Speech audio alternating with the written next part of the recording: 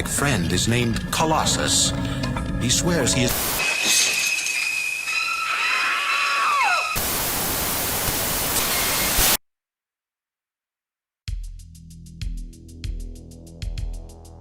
I remember watching Godzilla King of the Monsters when it first came out, and for what it was, I really enjoyed it.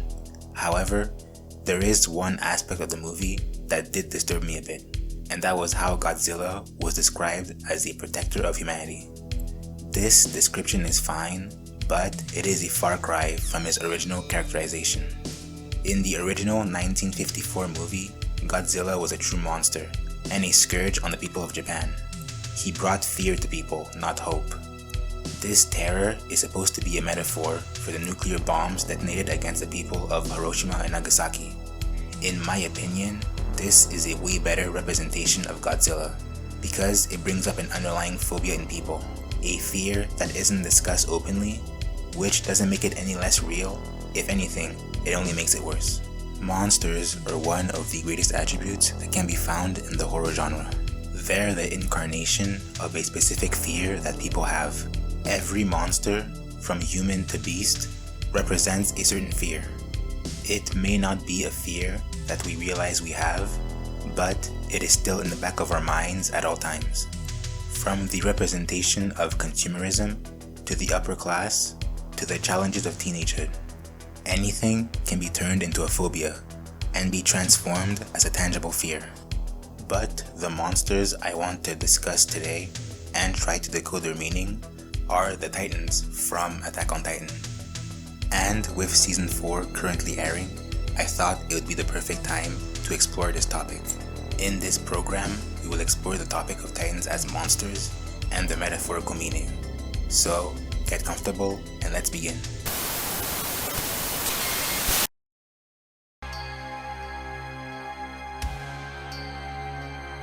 For those who haven't seen Attack on Titan, you should, but for clarification, here is a quick rundown of the world. What is left of humanity is forced to live behind three walls out of fear of monsters called Titans, which are man-eating giants who have brought humanity to the brink of extinction. The series follows Eren Yeager as he fights Titans to avenge his mother and unravels the hidden history of the world to find out how life got to this point. And as the story unravels, the topic of what a Titan is put into question. Questions such as, what are Titans? Where do they come from? Why do they only eat humans? And why do they look human themselves? All these questions are answered later on. However, just like Godzilla, I believe there is a metaphorical sense to their existence. That being that they're supposed to represent the more broad fear of xenophobia. Xenophobia can be defined as the aversion of hostility to, disdain for, or fear of foreigners, people of different cultures, or strangers. The underlying fear that someone out there, someone you don't know, someone you don't understand, who is far away, is coming to get you and your family. This fear makes you a prisoner to your own prejudice, an engagement of your own creation. However, that hatred can also be viewed and portrayed by people that you know. From here on out, we will be entering spoiler territory. So, if you haven't seen the show, this is your warning.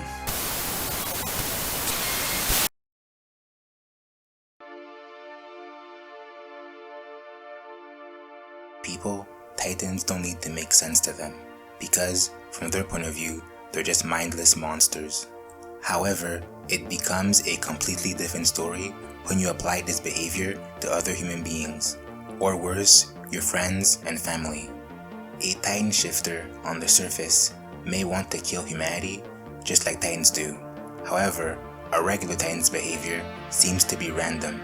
Since Titan shifters are people, they have their own urgency, a motive for their genocide.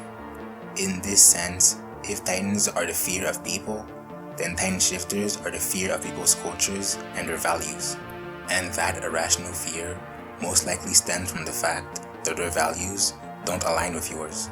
At a certain point in the story, we didn't completely understand what made Titan shifters act or behave the way they do. Their actions, from the protagonist's perspective, seem to be a complete mystery. This makes this fear far more potent. These are people you assumed you knew and you could trust, but in the end, they are just as much an enigma as the actual monsters themselves. Since these people live near you, this underlying fear can even start extending to your feeling of safety at home, believing it not to be safe anymore. It is important to make clear that all xenophobic behavior stems from a place of bigotry, and Attack on Titan doesn't shy away from this topic. In later seasons, the discussion of xenophobia evolves and changes to reveal its dark underbelly. I do want to discuss this in further detail. However, as of this recording, Season 4 is still airing, and I want to wait until it's all wrapped up before I make another video. So, part 2 of this series won't be coming out for a while. However, in the meantime, I do intend to make a character analysis on the protagonist, Eren Yeager.